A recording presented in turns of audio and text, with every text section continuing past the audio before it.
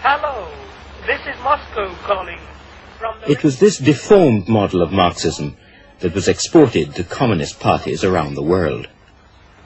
Workers of the world, unite!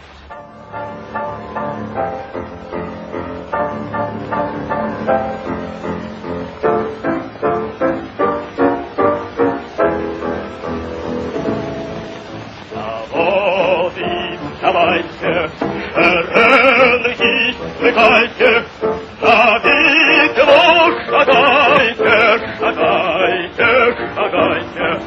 Заверьте прицел, заряжайте ружье, домой, пролетарий, за дело свое. Домой, пролетарий, за дело свое.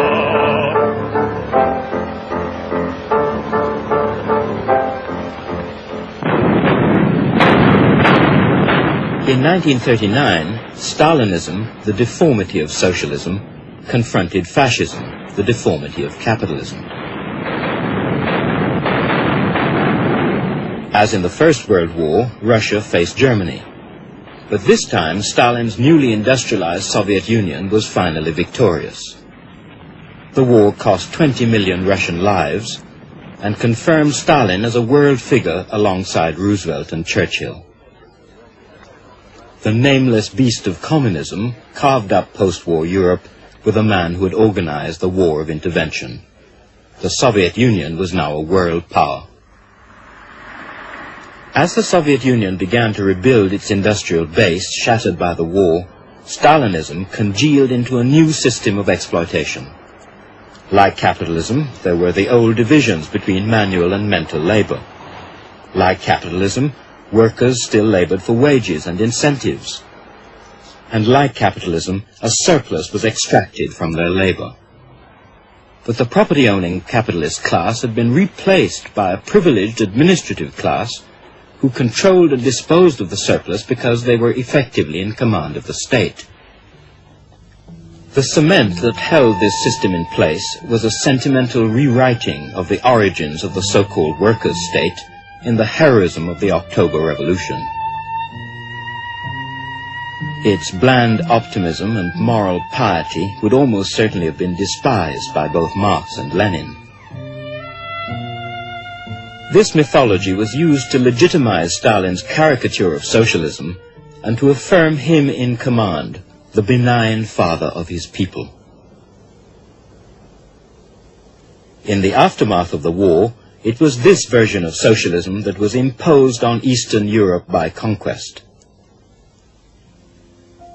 It was sealed behind defensive ramparts. Fortress socialism confronting fortress capitalism. Each system feeding off the other and providing justification for a mutual military build-up.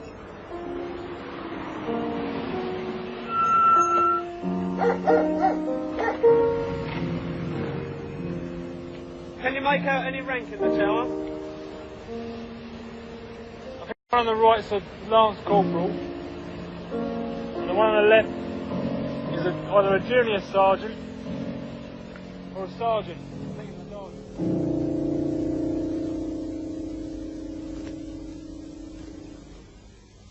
Socialism came to Eastern Europe not as Marx had foreseen by popular uprising, but by military force.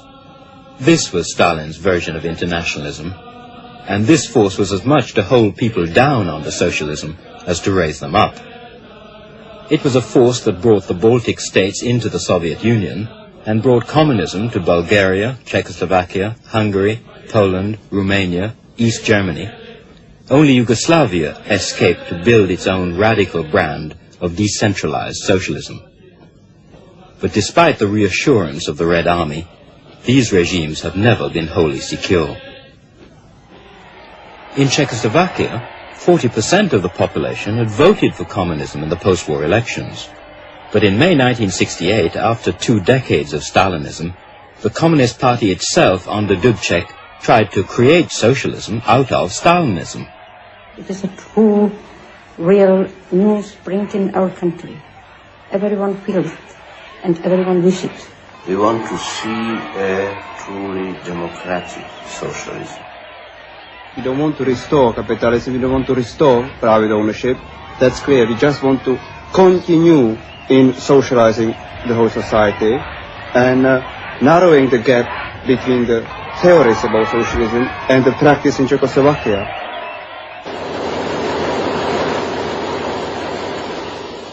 The Communist Party abandoned its control of information through censorship.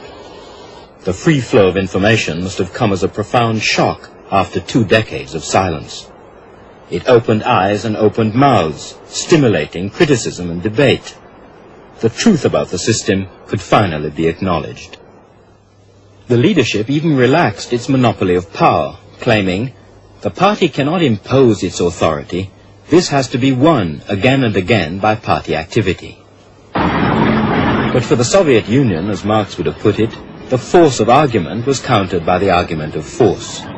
Warsaw-packed tanks invaded Czechoslovakia to be met with popular defiance. The same tanks had crushed the East German general strike of 1953 and the workers' councils of the Hungarian uprising of 1956.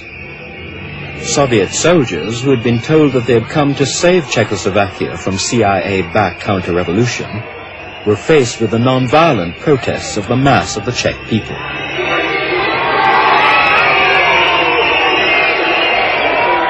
The Soviet tank crews were besieged, not by capitalist stooges, but by Czech socialists, arguing their position and demanding Russia's departure.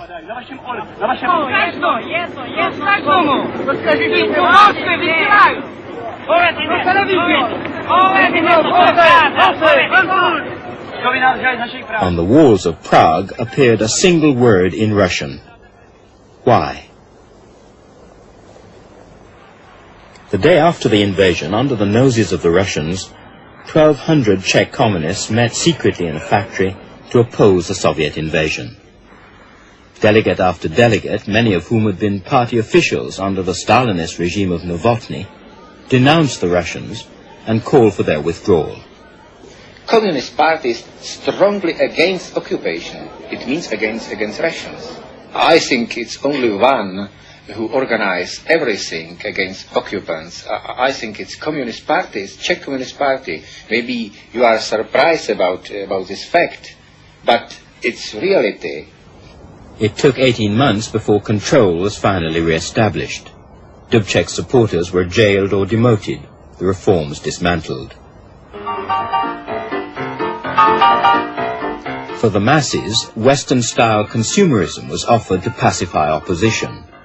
But in Czechoslovakia, as in Poland, a cumbersome, top-heavy political system found this hard to deliver. In Poland, the monument proudly proclaims, "Leninism, the triumphant banner of our epoch." The Leninist version of Marxism received a rude shock when in 1980, a genuine trade union movement emerged from a series of bitter strikes throughout Poland.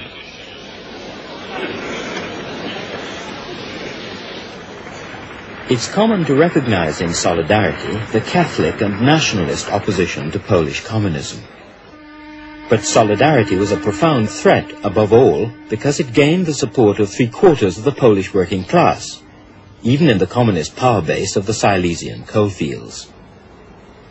Te wszystkie sprawy tak nabrzmiały, niezadowolenie ogólne, rozgoryczenie tymi rządami, przecieki różne, że jednak wiedzieliśmy pewne sprawy, które panowie nasi mają załatwione polubownie, lżej, lepiej, a my musimy tylko od nas wymagano pracy, pracy, pracy.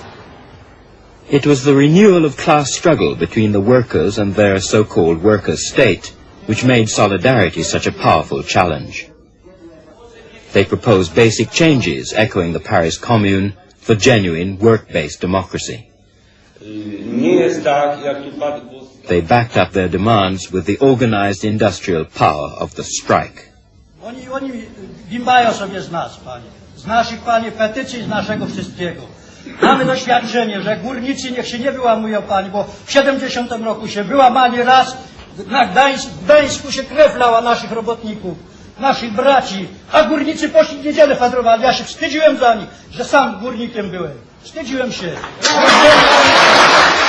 The thrust of Solidarity's working-class popular democracy would have been as unwelcome in the capitalist West as it was to the Polish state. Wielki jest ciężar odpowiedzialności, jaka spada na mnie w tym dramatycznym momencie polskiej historii. Obowiązkiem moim jest wziąć tę odpowiedzialność. Chodzi o przyszłość Polski.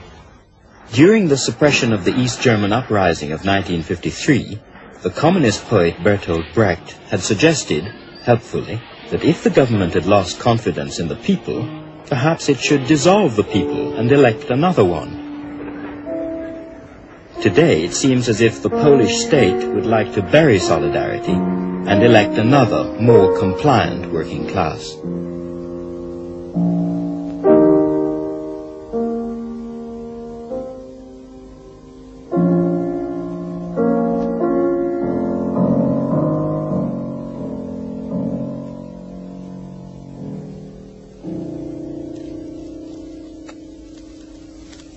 In the catalogue of repression in Poland, Hungary, Czechoslovakia, East Germany and so on, many would see the stifling of hope. But alongside the very real repression, Marxists would point out that every uprising in Eastern Europe also brings nearer the socialist challenge to Soviet-style communism, because the forces of class struggle that produced them refuse to disappear. The old mole of revolution, as Marx put it, is still at work. Or to put it another way, though the Marxists in the Kremlin may have finished with Marx, Marx is not finished with them.